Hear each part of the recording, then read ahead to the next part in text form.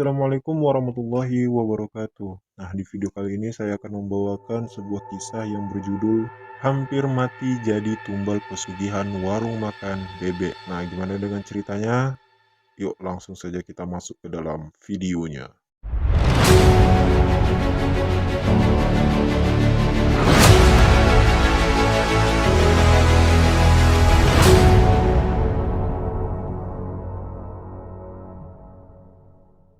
Sebut saja namanya Mbak Kartika. Umurnya udah 40-an.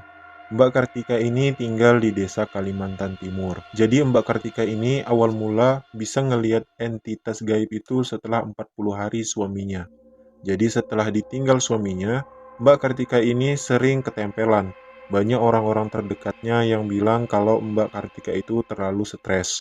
Sampai akhirnya setelah beberapa tahun kemudian, Mbak Kartika ketemu dengan seorang cowok yang akhirnya menjadi suami yang kedua. Kebetulan suaminya Mbak Kartika ini bisa dibilang punya kemampuan yang bisa menyembuhin atau ngobatin orang. Dalam tanda kutip, misal kesurupan atau hal-hal yang menyangkut gaib. Singkat cerita, Mbak Kartika sama suaminya ini sering banget makan di luar. Hampir tiap ada waktu pasti ke mall buat nyari makan. Nah, di mall ini Mbak Kartika bisa ngeliat mana aja resto atau warung yang pakai penglaris atau pesugihan. Di situ Mbak Kartika ngeliat ada sosok nenek-nenek tua yang lagi ngeludahin makanan-makanan yang disediakan buat pembeli. Mbak Kartika mampir tuh ke resto itu. Katanya orang-orang di resto itu enak. Tapi pas Mbak Kartika ini nyoba makan, ternyata nggak enak. Dagingnya benyek-benyek dan lauknya udah basi. Hal itu dikarenakan sebelum Mbak Kartika ini makan di resto itu, dia bacain salah satu doa selain doa sebelum makan. Ceritalah Mbak Kartika ke suaminya. Terus kata suaminya minta dibiarin aja. Yang penting kamu sudah berdoa.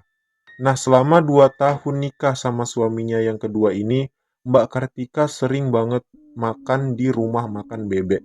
Kata Mbak Kartika, rumah makan itu punya ciri khas sambal sendiri. Sebenarnya Mbak Kartika nggak terlalu suka sama hewan ini, tapi karena kebetulan suaminya itu suka, ya udahlah akhirnya Mbak Kartika ikut makan.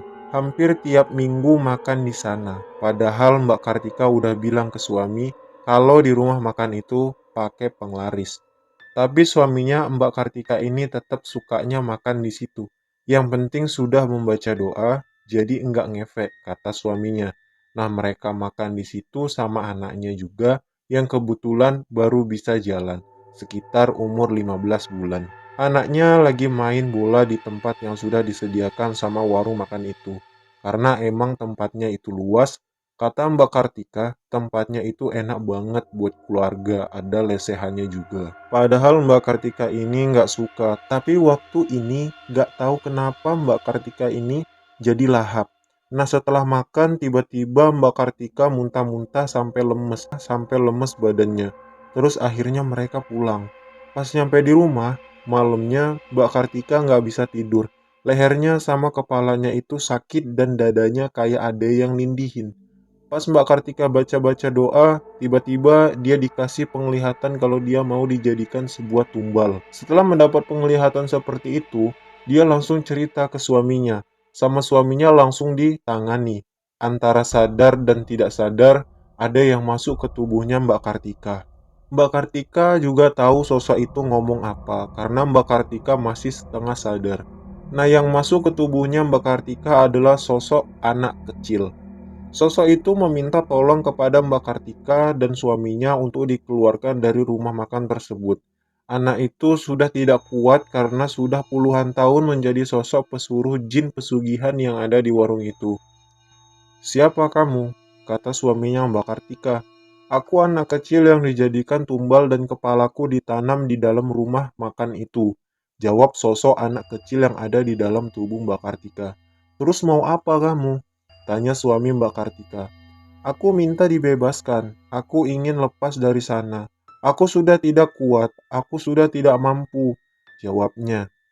Akhirnya suami Mbak Kartika membantu sosok anak kecil itu keluar dari tubuh Mbak Kartika dan ia dibebaskan dari rumah makan tersebut. Sosok pesugihan yang dilihat oleh Mbak Kartika saat itu adalah sosok berbadan besar dan hitam, mata merah, berbulu dan kuat. Setelah dicari tahu, ternyata warung itu mencari tumbal dari calon pembeli yang lengah. Nggak lama setelah kejadian itu, cabang rumah makan itu terbakar. Kompornya meledak dan mengenai adik dari pemilik warung tersebut. Dan menariknya, warung itu adalah warung Francis. Begitulah cerita singkat dari hampir mati jadi tumbal pesugihan warung makan bebek kali ini. Nah, untuk kalian yang mau request atau mau mengirim cerita-cerita horor ataupun kisah nyata, silahkan aja langsung DM ke link Instagram yang ada di deskripsi. Saya akhiri, wassalamualaikum warahmatullahi wabarakatuh.